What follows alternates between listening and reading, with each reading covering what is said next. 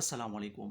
आज की वीडियो मेरी तमाम उन भाइयों के लिए है जो सऊदी अरब में काम करते हैं, क्योंकि इकामा के हवाले से एक बड़ी अपडेट आई है। तो ये अपडेट आपको पता होना चाहिए, क्योंकि बाद में आपको बड़े मसाइल का सामना हो सकता है। इसलिए वीडियो को आखिर तक देखिए और अपने दोस्तों के साथ भी शेयर कीजिए। चैनल को सब्सक्राइब और वीडियो को लाइक करना ना भूलिए। दोस्तों, इकामा रिलेटेड न्यू अपडेट आया हुआ है। अगर आप अपनी इकामा की रिन्यूअल लेट करते हैं और आप इस तरह 3 दफा करते हैं, यानी आपका जो इकामा है उसकी तजदीद आप करते हो, लेकिन वो एक्सपायर हो के उसके बाद आप उसकी तजदीद करते हैं, तो अगर आप इस तरह 3 दफा करोगे तो तीसरी दफा आपको सऊदी अरब से डिपोर्ट कर दिया जाएगा। तो आइए समझते हैं कि 3 दफा रिन्यूअल से क्या मुराद है। देखो भाई, जब आप पहली दफा अपना इकामा रिन्यू करवाते हो और वो एक्सपायर हो जाती है तो 3 दिन तक आपके लिए कोई मसला नहीं होता है। 3 दिन तक आप अपना इकामा रिन्यू करवा सकते हो। लेकिन अगर आप एक्सपायरी के चौथे दिन बाद अपना इकामा रिन्यू करवाओगे तो आपको 500 रियाल का फाइन आएगा। उसके बाद आपका इकामा रिन्यू होगा। इस तरह अगर आप दूसरी दफा पर भी करते हैं, अपना इकामा एक्सपायर करवाते हैं और 3 दिन तक आप अपना इकामा रिन्यू नहीं करवाते हो, चौथे दिन पे करवाते हो, तो दूसरी दफा आपको 500 रियाल के बजाय 1000 रियाल का फाइन आएगा। यानी आपका जो इकामा फीस है वही भी आपको भरना पड़ेगा। इसके अलावा 1000 रियाल आपका फाइन भी आएगा। उसके बाद आपका इकामा तजदीद होगा। इसके अलावा तीसरी दफा पर आपका इकामा हो सकता है रिन्यू भी ना हो और आपको रिपोर्ट भी कर दिया जाएगा। तो अब अगर आप अपने कफील के पास काम करते हो या कंपनी में काम करते हो या आजाद काम करते हो, तो काइंडली अपना इकामा टाइम पर रिन्यू करवाइए। उसको एक्सपायर ना होने दीजिए, क्योंकि अगर आप एक्सपायर करोगे इस तरह पहली दफा, दूसरी दफा, तीसरी दफा, तो फाइन भी आएगा और उसके बाद आपको डिपोर्ट भी करवा दिया जाएगा। क्योंकि